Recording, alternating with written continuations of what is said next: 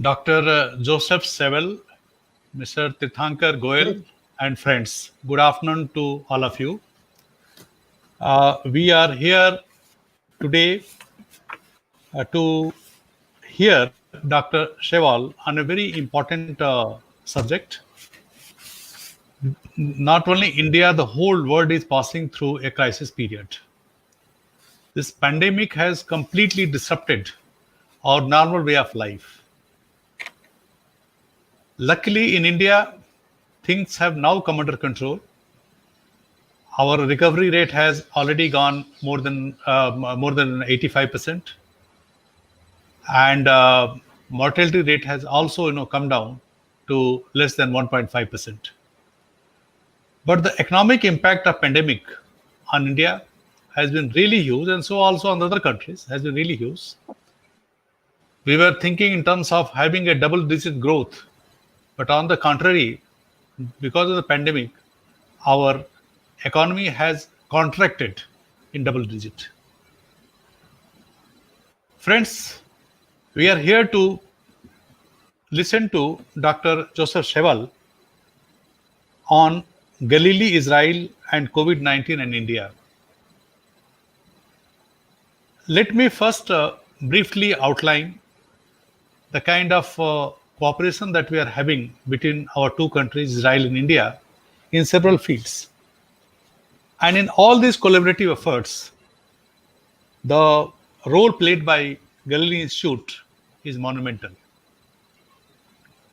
Be it field of agriculture, water, cybersecurity, education, ports, health, national security, you name any field, you will find collaboration going on between India and Israel. And for this collaboration, a great deal of credit should go to the Galilee Institute, which is headed by Dr. Sheval.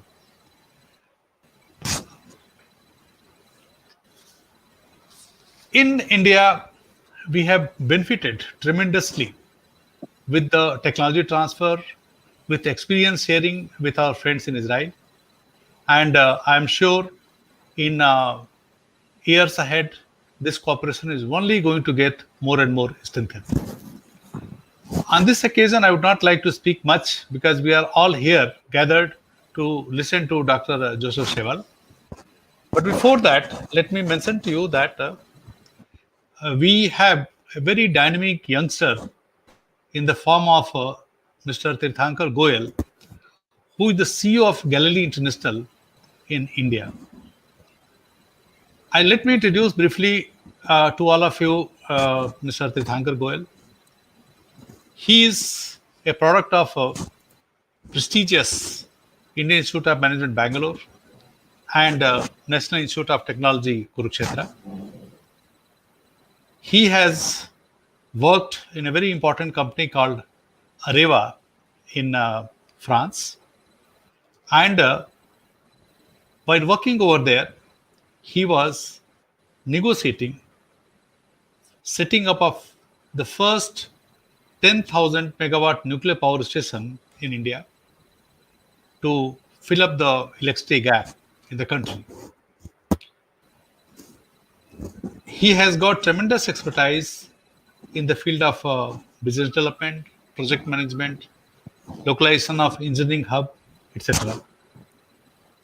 He's so young, but when I interact with him, I find that the experience that he has gathered is far more disproportionate to his age. So with these few words, friends, I now invite Mr. Tirthankar Goyal to speak on this occasion. Mr. Tirthankar Goyal, please. Yeah, thank you very much. Shalom, namaste, good evening. Dr. Joseph Sheval, President, Galilee International Israel, Shri Srivastavaji, Director, IIC, and all participants. So first of all, I am grateful to the President, Shri N.N. Voraji, and Director, Shri Srivastavaji, for organizing the webinar during COVID-19 on Israeli lessons for India. The government of India and Israel, especially the two prime ministers, have resolved to cooperate and assist each other politically, socially, and economically. The emphasis is on the latest Israeli technology on innovation and training in agriculture, water, cybersecurity, education, ports, health, defense, and Israeli entrepreneurship. This cooperation will further strengthen the relationship between the two countries and both will stand to benefit. Galilee International Management Institute develops advanced capacity building courses for professionals from all over the world. We have been working in 174 countries and signed the MOU with all leading countries like America, China, Uganda, and Nigeria, extra. Since our establishment in Israel in 1987, we have received a global reputation as a leading training and capacity building institute and proud to have built programs for the World Bank, UNESCO, UNICEF, US, the World Health Organization, the United Nations Environment Program, the United Nations Development Program, and for other international and multilateral agencies. Over the years, we have trained Login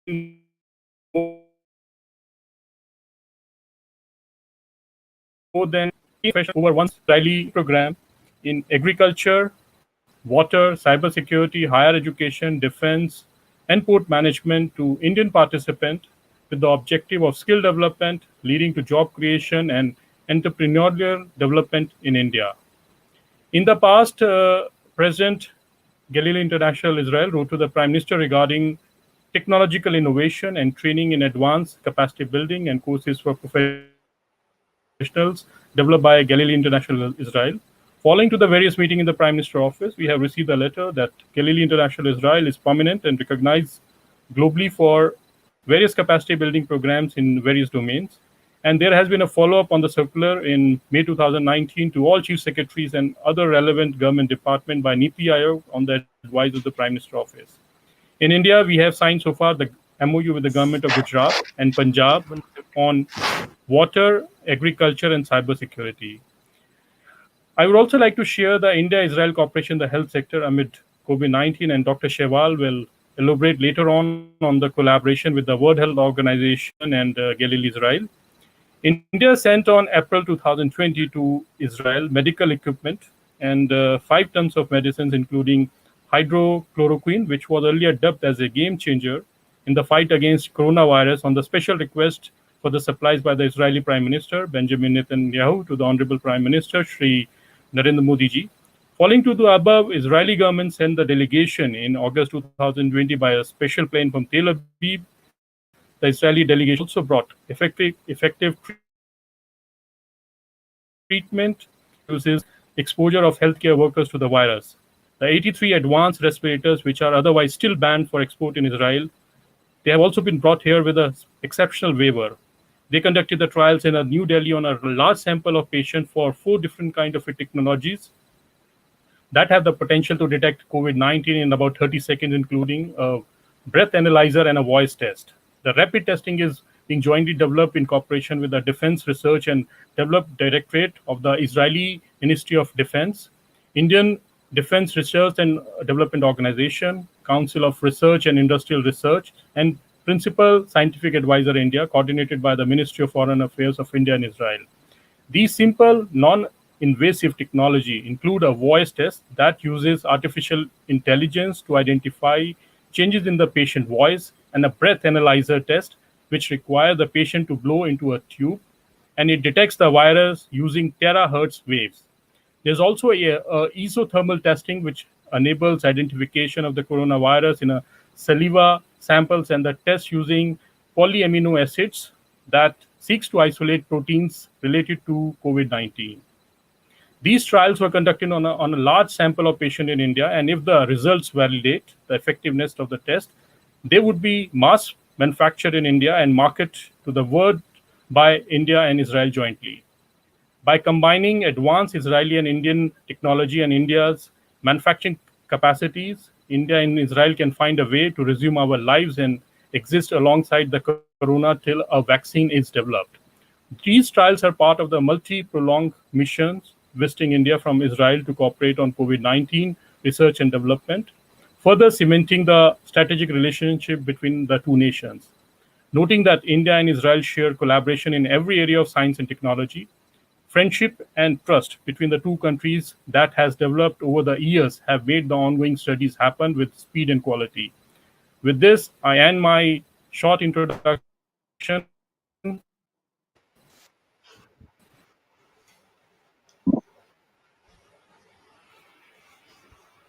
Dhanyavad and thank you very much. Friends, now I invite Dr. Joseph Shevel to deliver his talk. But before that, let me introduce Dr. Sheval to all of you. He is currently president of Galilee International Management Institute in Israel. He has studied at Hebrew University, Tel Aviv, between 1966 to 69, and thereafter from 73 to 75 at Newark University. He has done majoring in geography, history, and public administration. He has also done PhD in public administration and management, focusing on environmental impact on transport projects. Dr. Sheval lectured at Hafia University uh, between 1978 to 2010. Thereafter, he was very active in Middle East peace activities and in the planning of development strategy for emerging regions.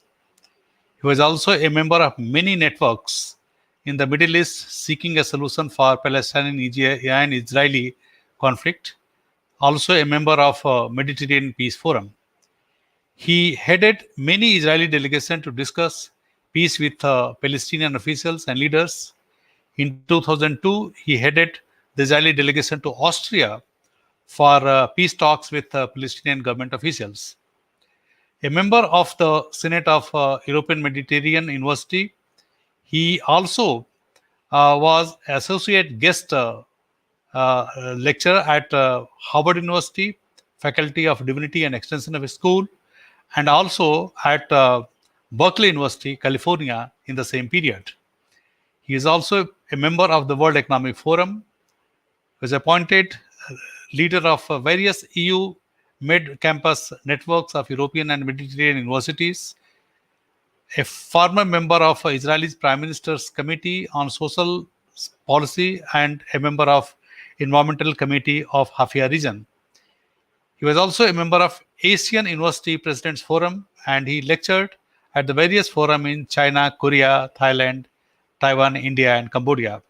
He is also a guest lecturer on economic and social development at many other universities in Africa. He has written many reports and articles in the field of regional and development capacity building. So far India is concerned, I have already mentioned in my initial remarks that for fostering technical collaboration between India and Israel uh, under the auspices of Galilee International Management Institute, Dr. Sheval has played a real, stellar and very important role. I had a good privilege of meeting him, receiving in my office some times back. I had a very fruitful discussion with him, and would love to have him in India more often. And I'm especially requesting him to visit us as early as possible.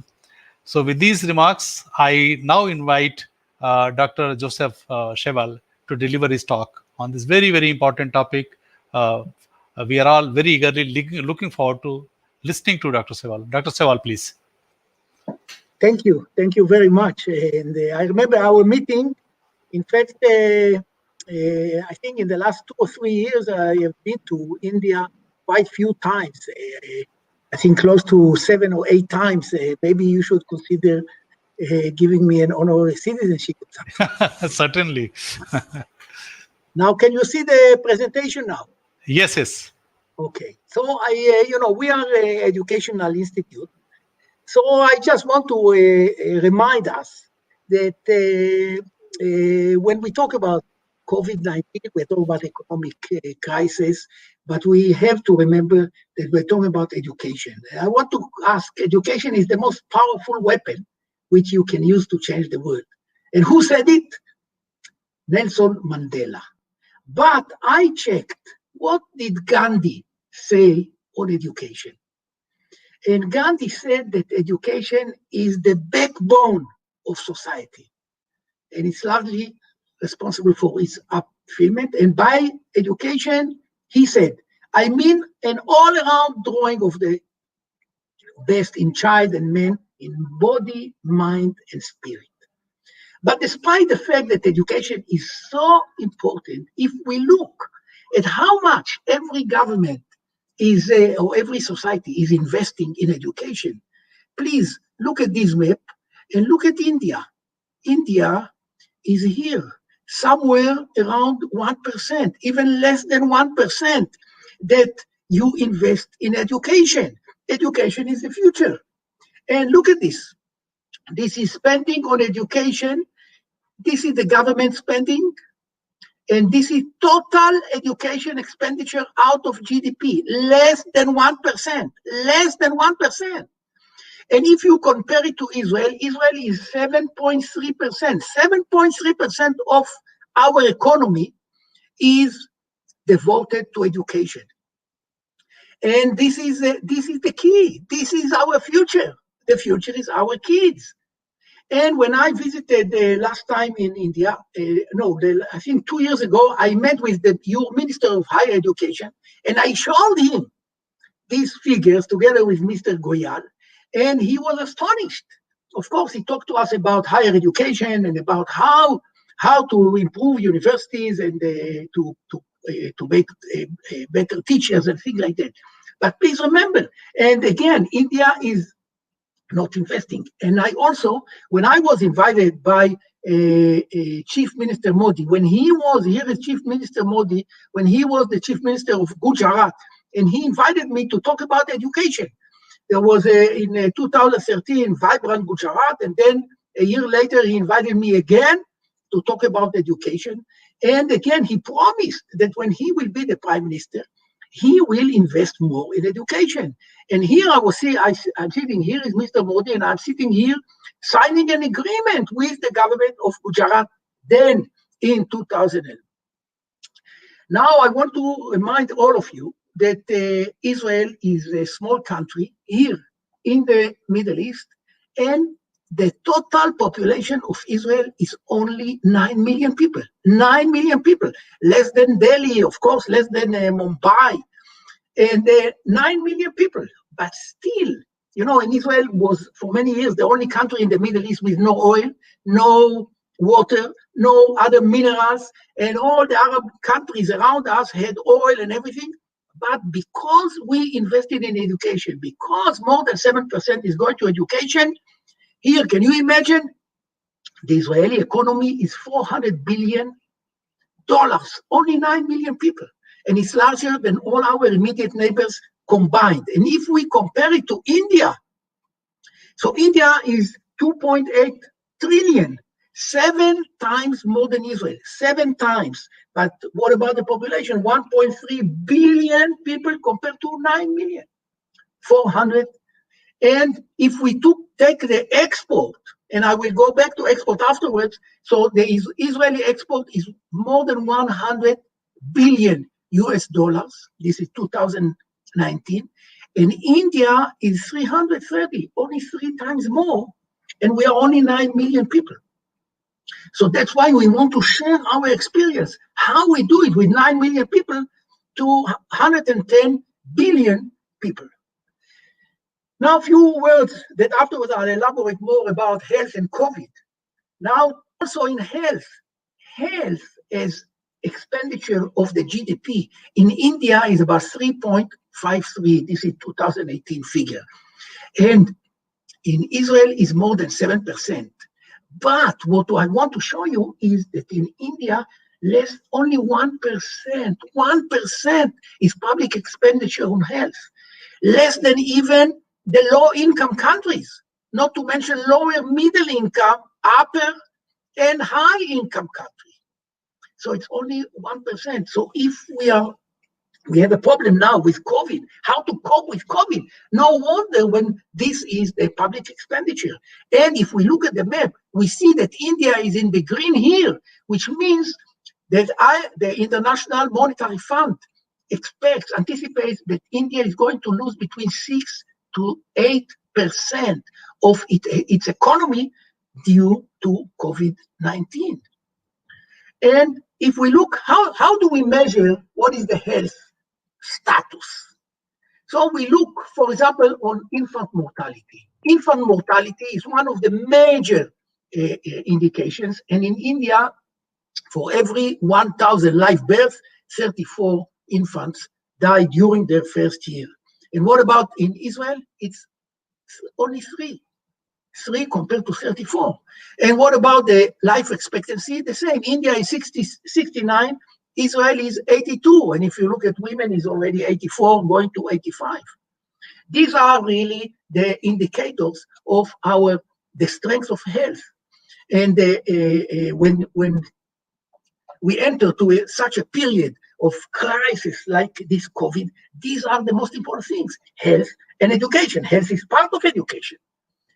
Now, what we have done during the years, we have this program on health systems management, including in India, and I'll show you.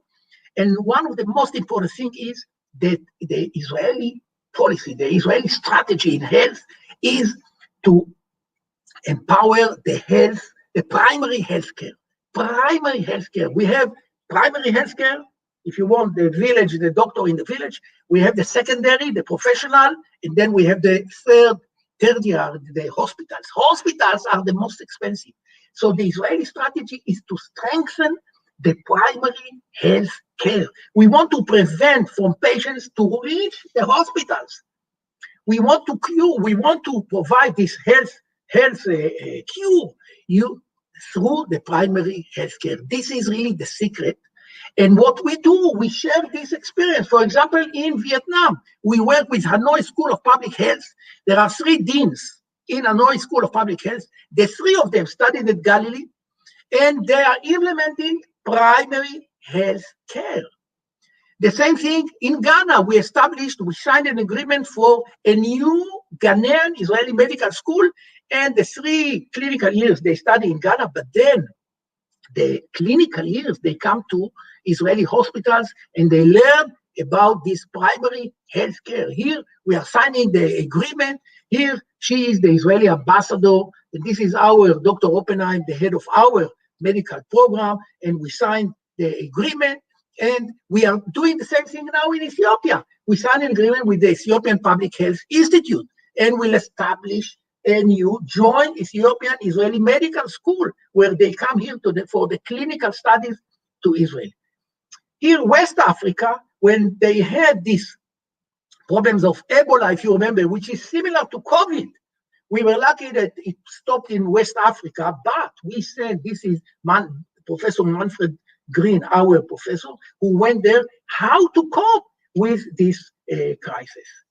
And just recently, I think last week, they announced that finally they found now here in Israel a new invention that instead of checking and getting the result, whether or not you are positive or negative in a day or 2, now by spitting, that you get it in 1 second. In 1 second, and I'm sure that, like Mr. Goyal mentioned, that we are going to share it together with other countries, especially India. Now, Mr. Goyal already mentioned that we signed agreements with many other countries, and just one example is the Organization of American States, 34 states. This is in Washington. This was in 2016 that we signed with the Organization of American States, but since then we already renewed it twice, and now we signed it for 3. And here he is the Minister of Health. He came from Brazil, and we are implementing this primary health care. The emphasis on where they want to change the model. You know what's going on in Brazil and how bad the situation in Brazil. And with primary health care, this is the reply. This is the right way. And this is also in Haiti. Haiti, in such a crisis. So here, we had a program now by the way, the lady here, she is the Minister of Health of Haiti, and this is a program jointly with WHO, the World Health Organization. We have an agreement with the World Health Organization, and now we hold these programs by Zoom or by other means, but of course virtual for all the hospital directors of Haiti. And this was last in June and August. Another alumni of Galilee, she is the Minister of Health of Latvia. So also from Europe, not only from India, but also from Europe. They come here and they study. She is a graduate. And the last group that came to Galilee from India was joining with World Health Organization. They were here in December, just less than 1 year ago. Here, they selected hospital directors that they came here for a special program on health systems management. And as I said, we emphasize the primary health care and other things that and in fact, the second group was supposed to come here in March or in April. Of course, we had to postpone it, and maybe they will come when they open skies. I want to move for a minute to agriculture. And I'm talking about agriculture. And if we look at agriculture, look at this. In Israel, only 2.5% of our economy is agriculture and only 3.6% from our export. And only 3.7% of the Israeli workforce works in agriculture. And they support the whole food, 95% of the food that we consume here in Israel. We compare it to India, and in India, we see that 15% of the economy, the GDP, is in agriculture, but almost 1/3 of the Indians are working in agriculture. 1/3. So we have to do something in agriculture, and we have to push it forward with the Israeli know-how. But before I go into depth, I must say a few words about climate change. And we know that climate change is affecting everywhere. And look at this. Here we have this desert in Rajasthan. And there are other deserts in India, but I just took one example. The most famous desert in the Thar desert. But, and of course, desert, you can say desert. What can you grow in desert? But the Israeli agriculture is going into the desert. And this is still the desert in India. And not only that, because of climate change, the World Bank or the United Nations, they forecast that India, you see, India is in the red, between 15 to 50% loss of productivity of agriculture because of climate change, especially lack of water. And already you know that in India, unfortunately, when I was in India in Tamil Nadu, there were 13,000 farmers that committed suicide per year. I remember, unbelievable. We are in the 21st century, and they prepare their fields. There is no rain. They commit suicide because they lose everything. Or sometimes there is too much rain. So the answer is water management. I'll get to that.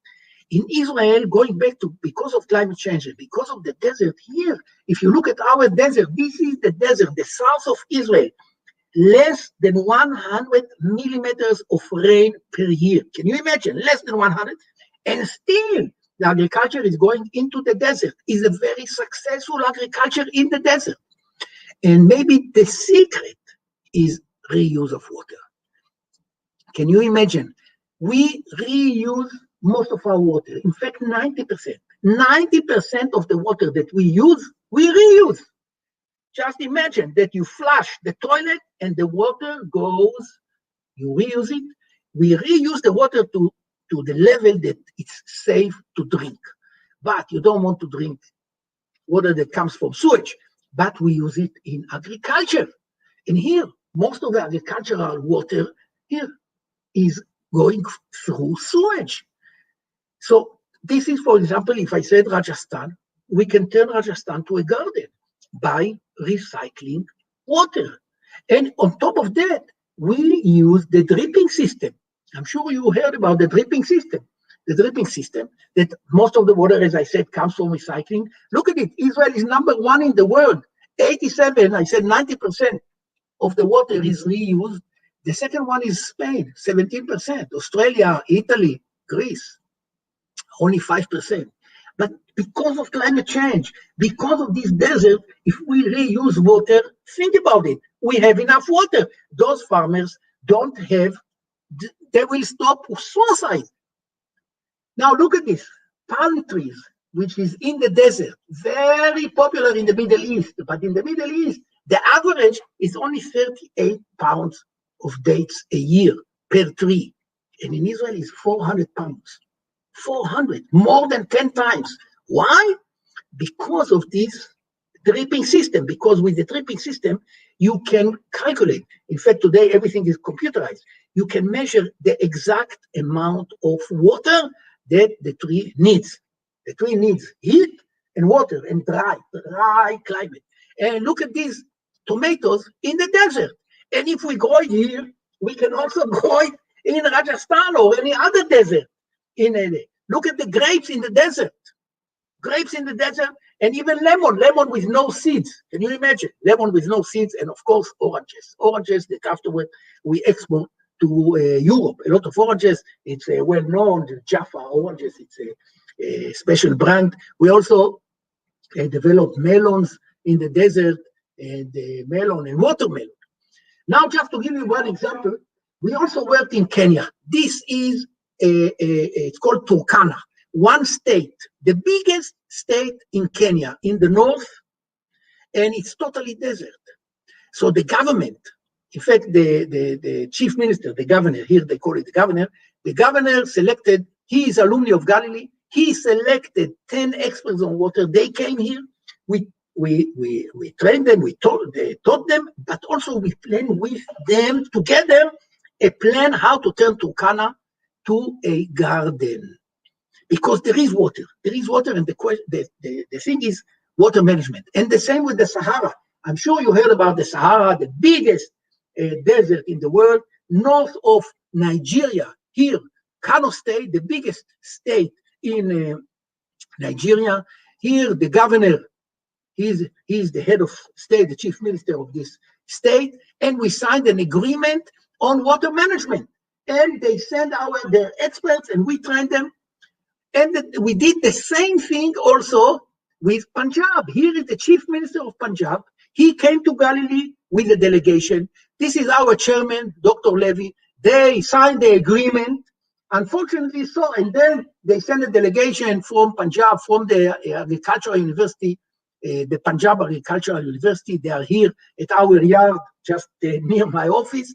But so far nothing came. We signed an agreement, we had all kinds of plans, but so far nothing, unfortunately. And the same with Tamil Nadu Agricultural University in Coimbatore.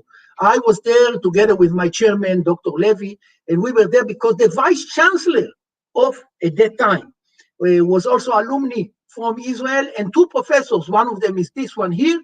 They are also alumni, they invited us and to push together but in Vellore Institute of Technology, also in Tamil Nadu, they decided to start an agricultural school, agricultural faculty. So they invited Galilee to be a partner. And here, VIT, Vellore Institute of Technology, we were there. Here we inaugurated the center, and this is the founder. And in fact, the vice chancellor of Vellore Institute of Technology, here, this was in 2017, and since then we exchanged. They sent professors to our programs, and we sent our know-how to them. And here we signed the agreement. This is the vice chancellor, Professor Samuel, who is alumni of Galilee. He's the vice chancellor of. We talk about agriculture. We should not forget to talk about post-harvest. What is post-harvest? You see, FAO, which is the United Nations Food and Agriculture Organization, they estimate that 1/3 of all the production in the world, agricultural production, never reached the market. It's all lost or wasted. Unbelievable, 1/3. And in fact, I think the estimate in India is that 40% of all the agricultural production never reaches the market. So also, post-harvest is one of the most important subjects that we can share our know-how, because here in Israel, we developed all these long shelf life of cherry tomatoes, for example, and other things. And we reduced the loss of post-harvest. Not to mention dairy here. This is Israeli dairy industry. And Israel is #1 in the world. We have cows that give 70 liters of milk per day. 70. The average is 50. Can you imagine? Here in Europe is only 20 or 22. And if we're talking about Asia, Asia is between 6 to 10%. And we already established a school in Kenya. And in 1 year, all the farmers in the region, it's one of the states in Kenya, in 1 year, they double the amount of milk with the same cows, the same equipment. And when I was here, this is the feed cow. What is it? Genetics, the key factors, genetics, management, and also it's including the health status of the cows, and also, of course, nutrition.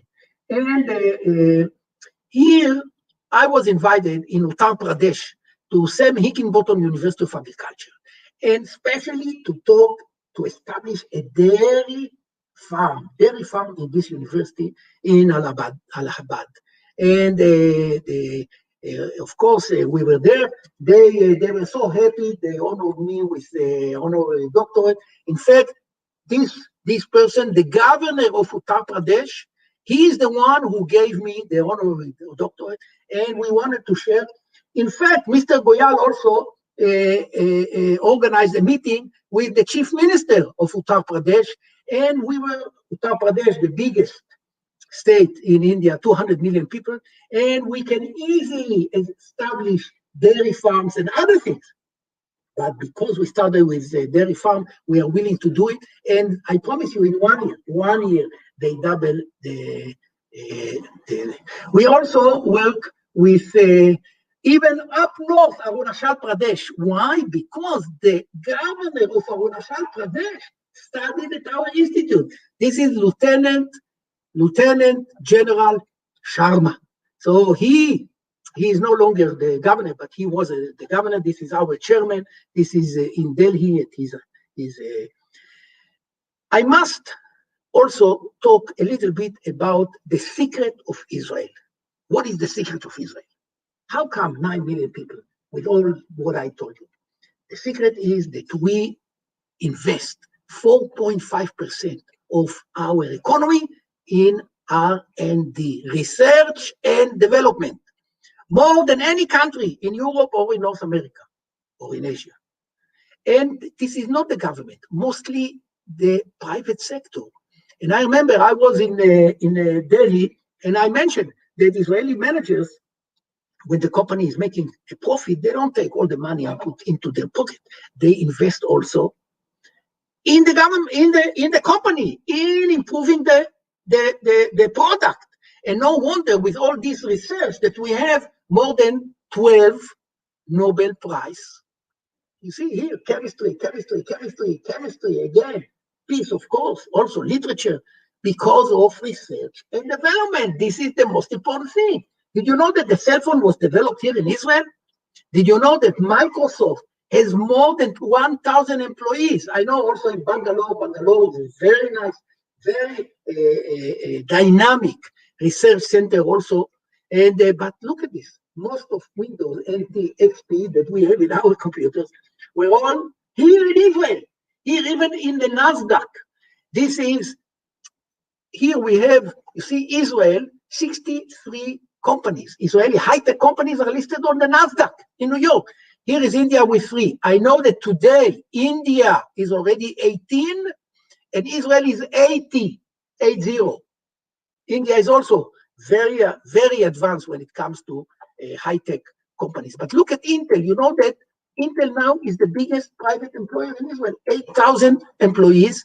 And Intel now, 40% of the global research of Intel is done in Israel. Can you imagine?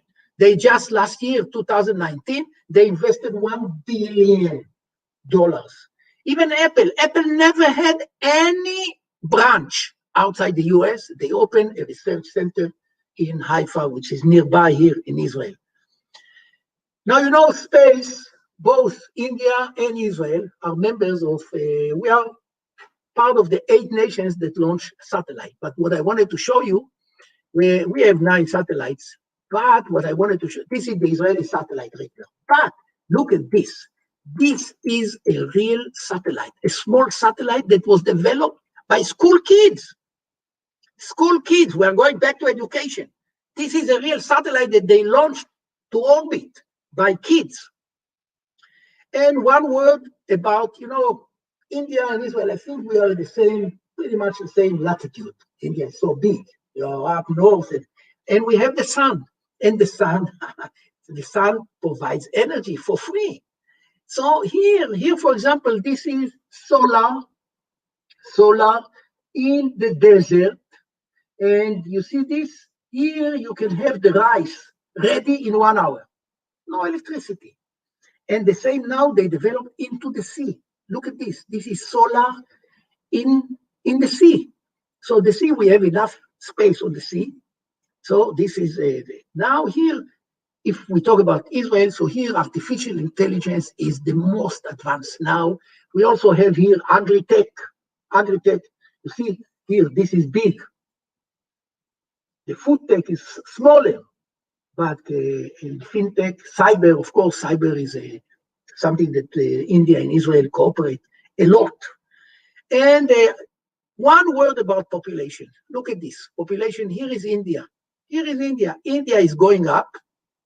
And in the year 2050, India is going to be 1.7 billion. Only after 2050, you start to go down to 1.5. And this is the UN population prospects. So you're going to 1.7. And what is the main risk? What is the main risk? The main risk is that more and more young Indians will move to the cities. Already, you heard it. I was in Delhi many, many times, and I saw the transportation. Can you imagine if more and more will come to the cities? So what we have to do, we have to minimize this immigration, and we have to develop efficient agriculture, because they want to stay where they are. They don't want to move to the cities. They move to the cities only because they cannot make a living on their agriculture. So we have to train them. We have to train them and to let them stay where they are and survive, and not pray for I don't know which god, and when they don't have rain, they either move to the cities or commit suicide.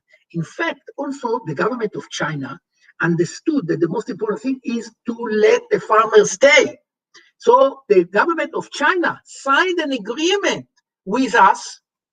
Here, they signed an agreement, 5-year agreement already 3 times. It's 5 years, then they renewed it, and then they renewed it for the 3rd time. The deputy minister here, the deputy minister of science and technology came, and they sent 360 senior officers and researchers to us on innovation in agriculture. All the time, innovation in agriculture. And we also do the same thing with EMUNI, which is the Euro-Mediterranean University, the whole Middle East and North Africa.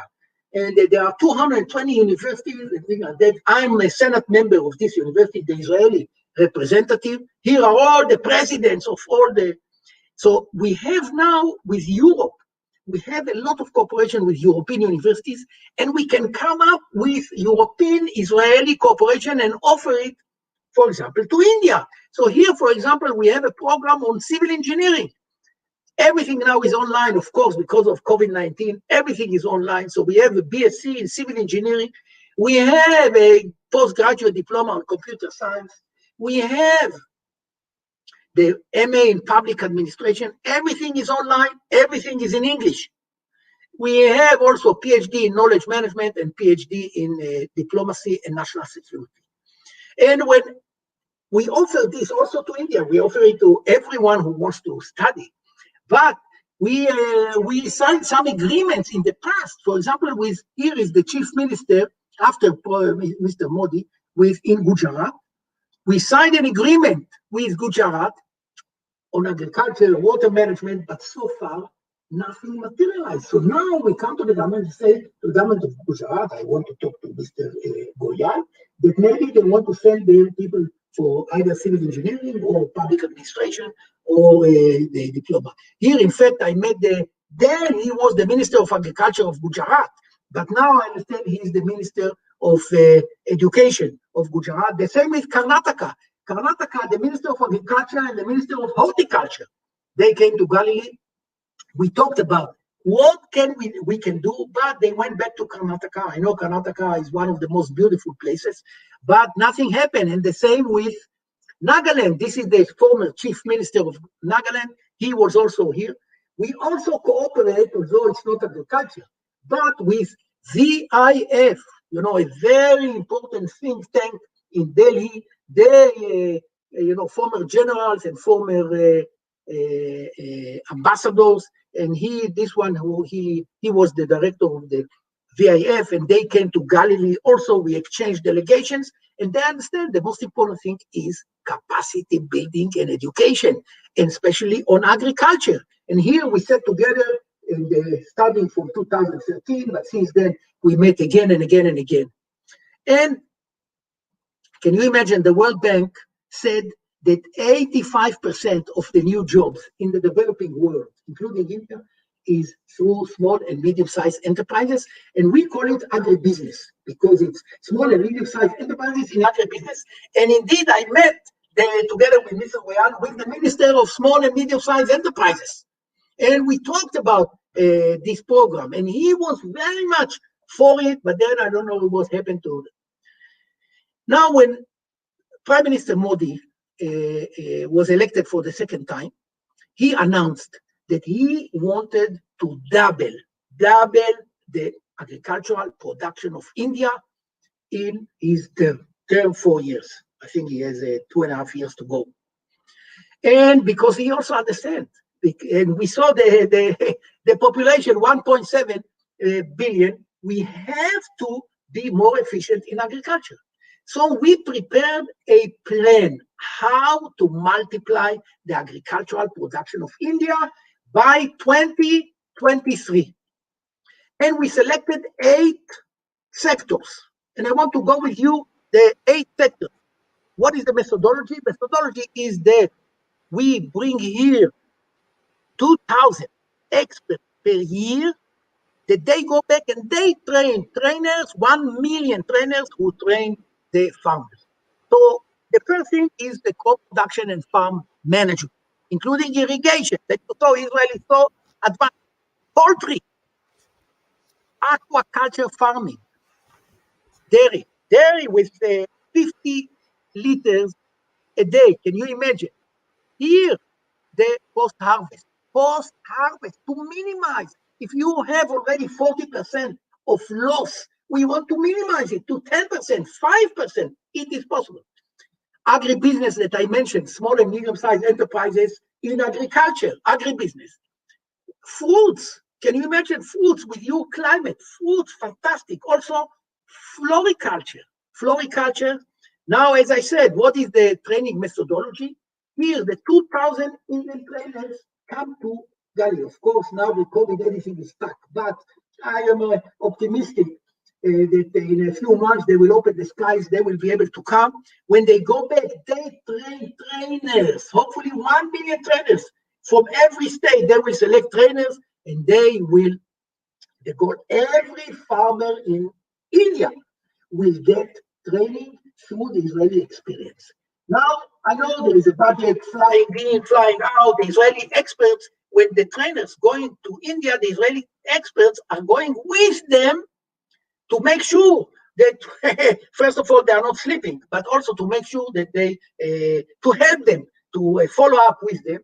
So this is the budget for the first year, and for 3 years, the total budget is 80 million US dollars. But can you imagine the output if we are going to double the production of all India? What can be the impact? So what can we do to summarize? First of all, I think my message is it is possible. It is possible. If we did it in Israel, in agriculture, in research, in health, it is possible to do it also in India. We can do it together. The second thing is double the agricultural production. whether on a state level like Uttar Pradesh or national level. Join medical school. That's how we can do the same thing in the health field. And as I said, emphasis on primary health care. Reuse of water, maybe that's the most important thing for agriculture. Reuse of water, then they don't have to pray for Buddha or other gods or whatever for water.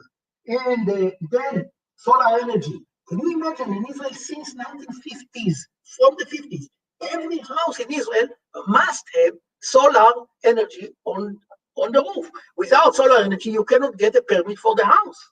So if we do it, we can do it also in India.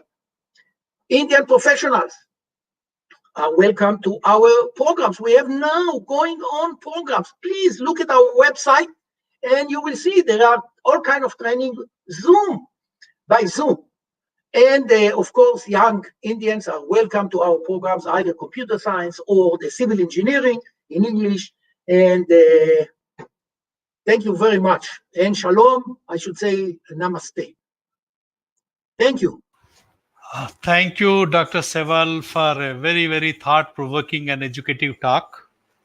You have really covered almost all the aspects of Indian economy, which is concerning the common man.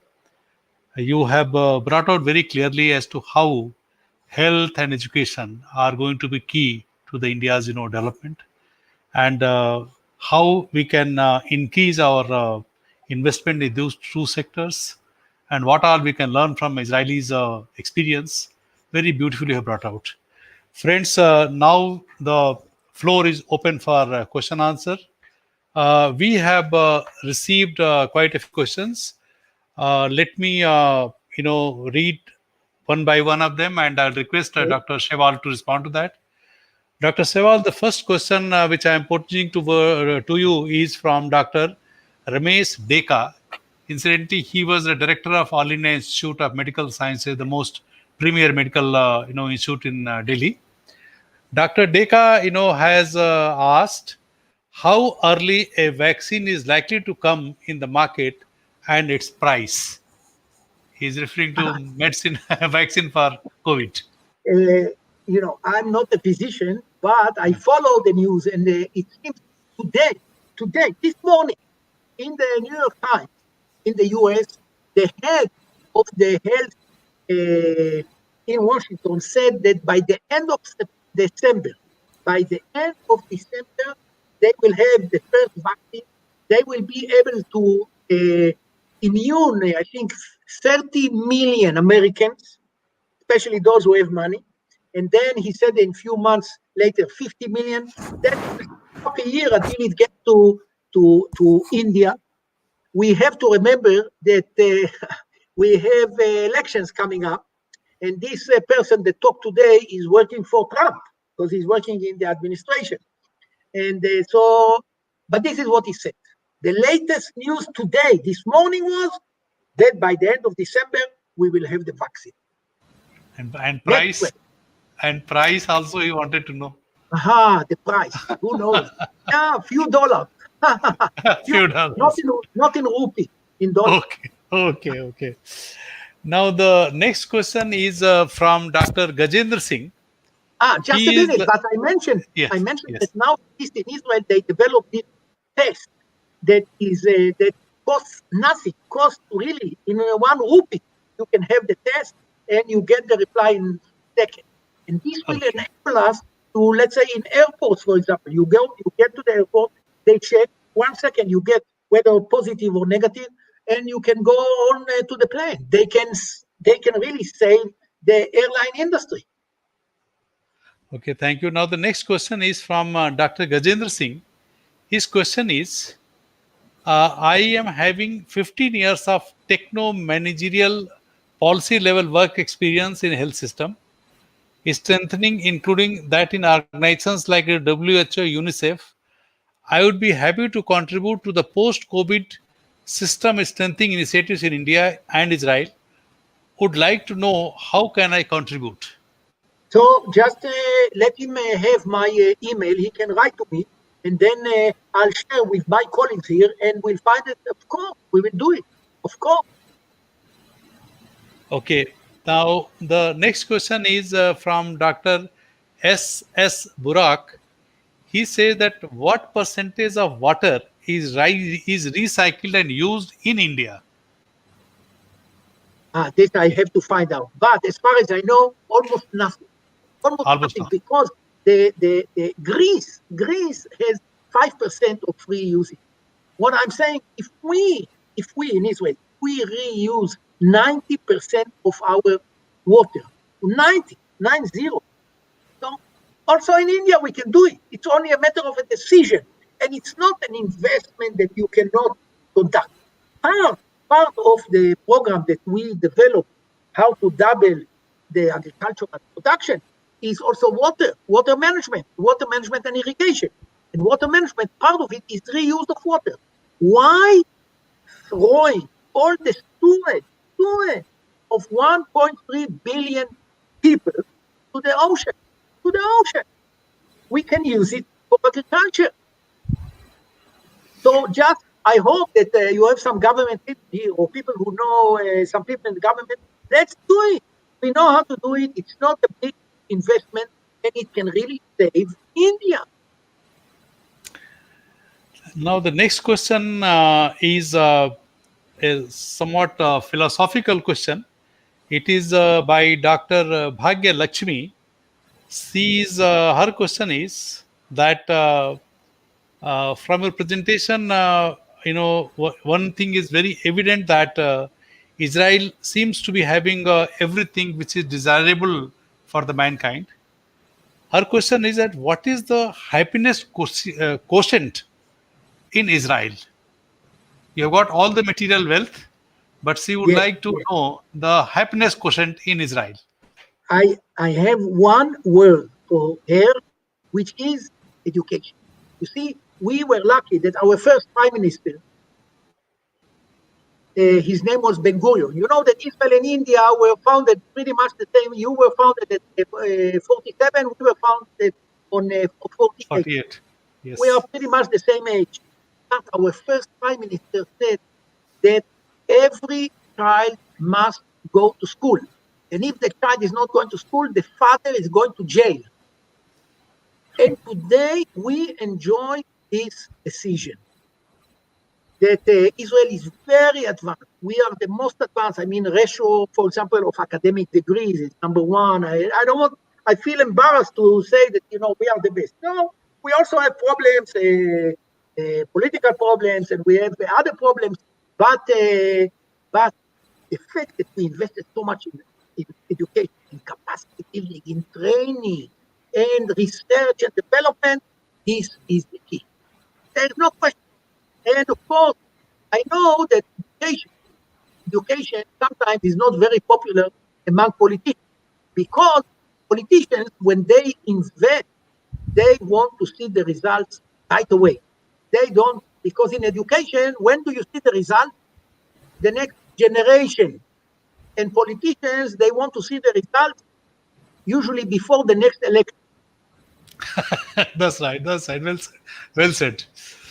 So, friends, now we come to the end of the program. But before that, let me say a few words. Dr. Sheval, your talk was indeed very, very thoughtful and very educative. The message that you gave to us that several things are possible in India. They're all low-hanging fruits, which we can immediately plant to pluck with a little bit of application of technology and training our manpower. Uh, I'm sure government of India's concerned ministries and departments, and so also the state governments, are already in touch with your organization and also with the government of Israel. I'm sure Yeah. many more things are going to happen in the very near future. So one good thing that I would like to tell you about my own institute, that is India Interest Center, that whatever you have mentioned, we have already taken a cue from your talk. We have already implemented measures here for water conservation. To give you an idea, we use about 100,000 liters of water every day, and earlier we were drying about 70% that from underground, and 30% we're getting the municipal supplies. Now we have reached a stage where our recycled water usage has gone to almost 50 to 60%, and drawal from the underground has reduced drastically.